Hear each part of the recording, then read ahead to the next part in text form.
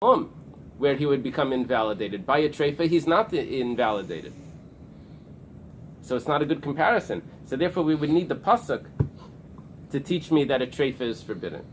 So Amalei Ravacha, Sabal Ravashi, Yetzi Doifen Yechiach. 1 second. You're going to say that that's not a good comparison because the Kayin himself could be a treifa. What about an animal that's born through a cesarean, through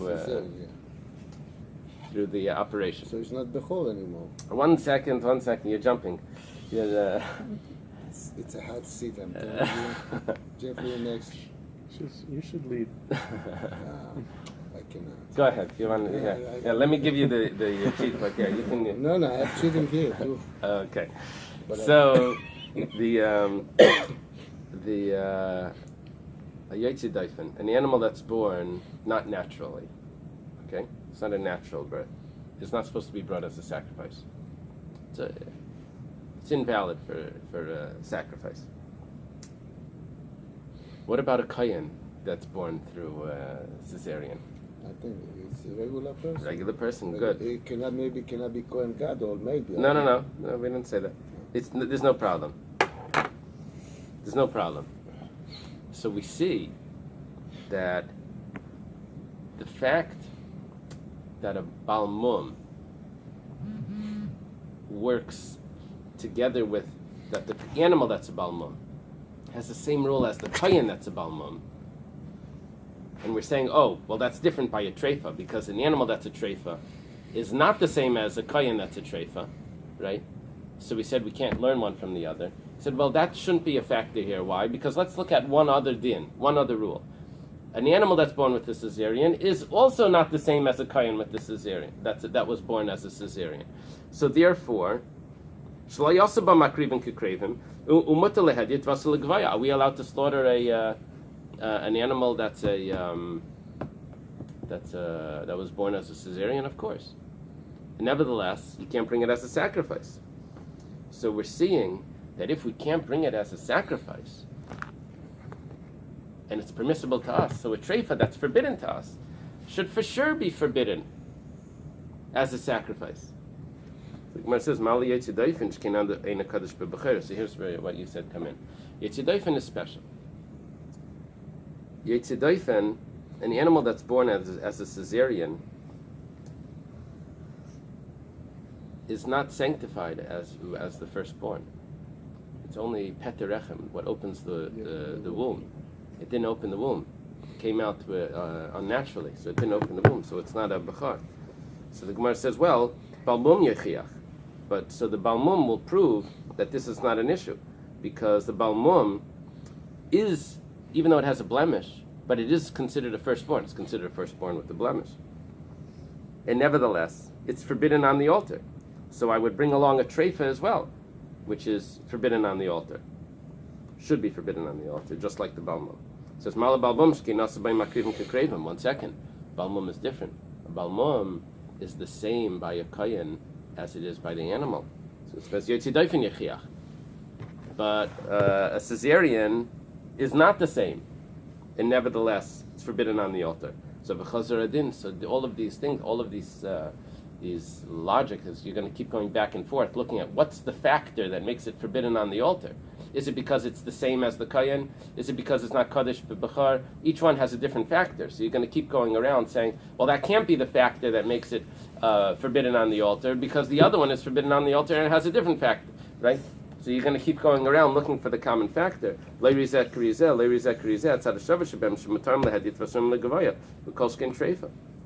take out kolskin.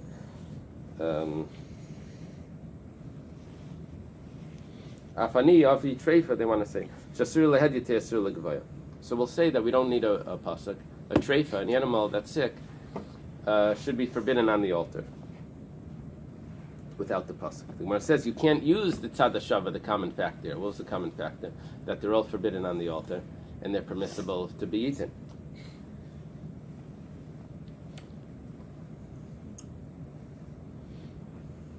So a treifa that's forbidden to be eaten for sure should be forbidden on the altar. That was the Gemara says malat tzad hashava shvem shkin lehutu mechlala and tema treifa shutu mechlala.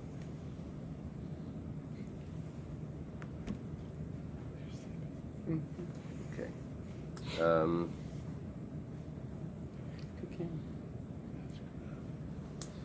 The Gemara has a statement here that the Gemara itself doesn't understand. The Gemara is going to ask, question this. It says you can't compare because a Balmum and a Yetzidaifen have no permissibility, but a Treifa is permissible. The Gemara says, Amalei Rav Achabrei the Rav Ashi, Treifa Shota Mechlala Mahi. Where did you get that from? Where did you get that a Treifa has some permissibility? Ilema Malika Daila Sa'if. Are you talking about that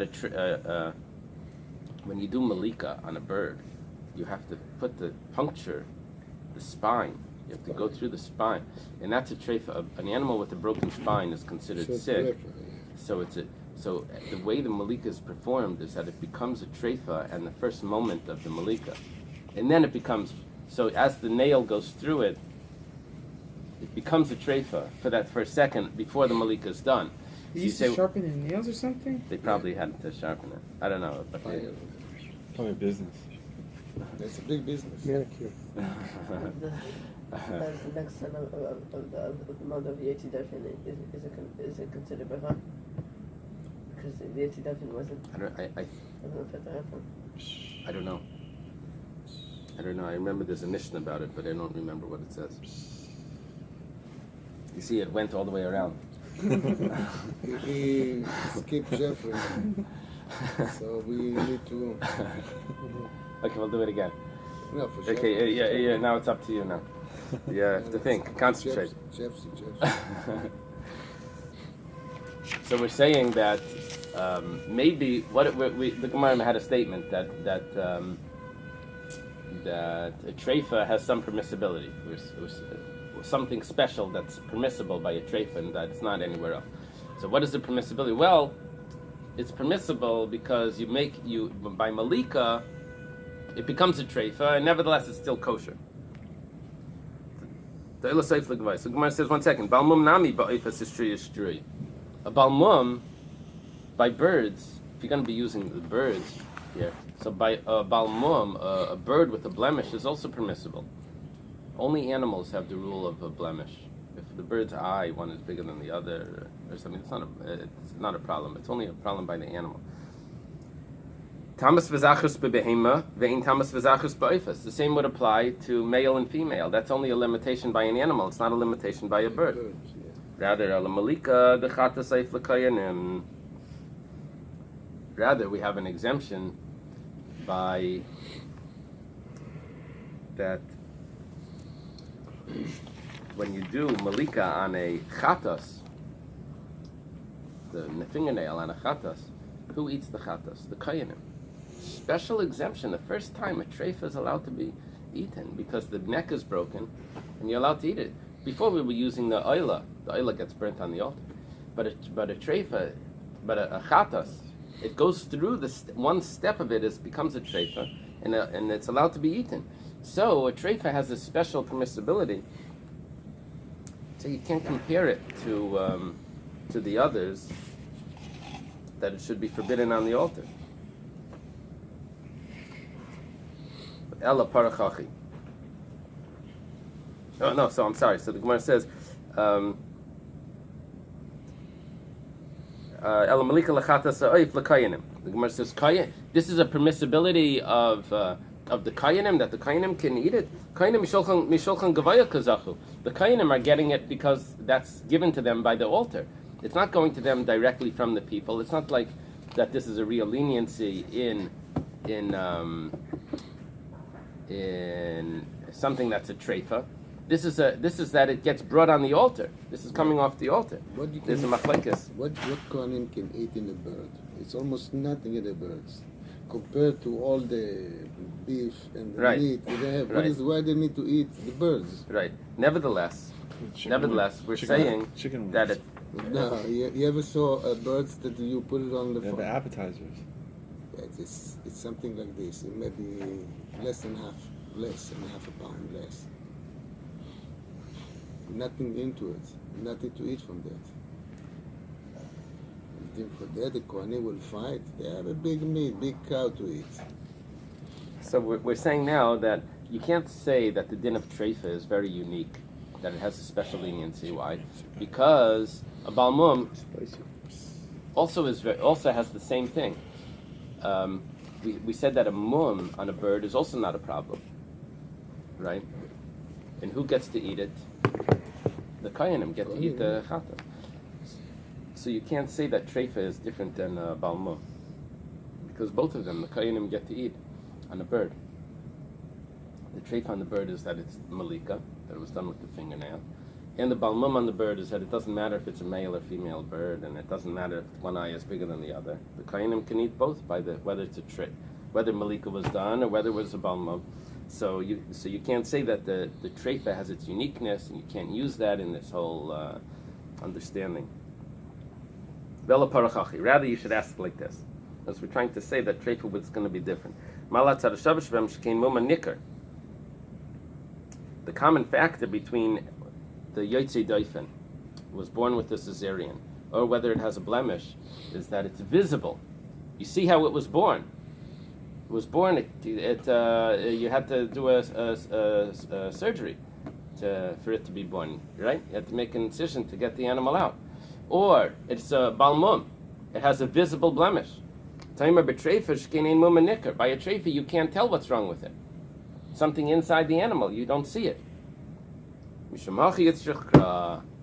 That's why I can't learn a treifa from the kal v'chaimer, from a balmum. Those are forbidden on the altar because it's visible. They have visible. It's not correct to bring them on the altar to God.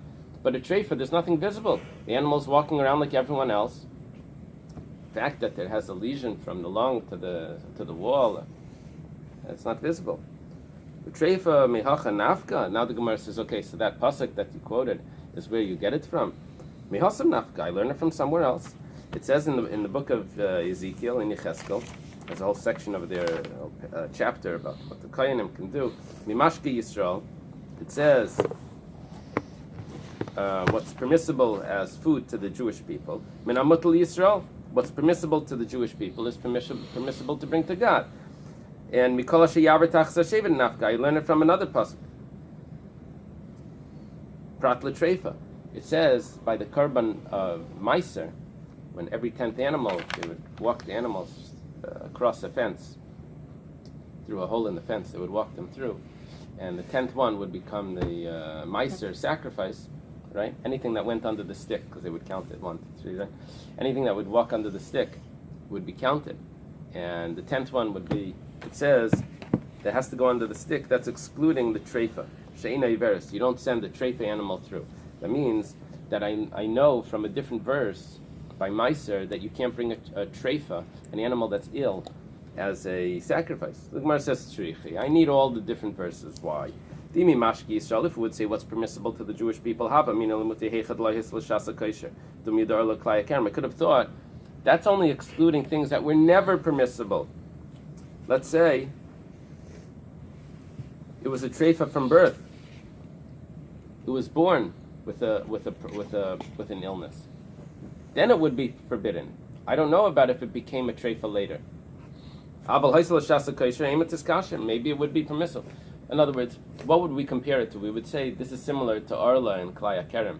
Those things were never permissible. They were the fruits of the first 3 years. It's forbidden growth, forbidden mixtures in a vineyard. Those things were never permissible. Right from when it started to sprout, it was already forbidden.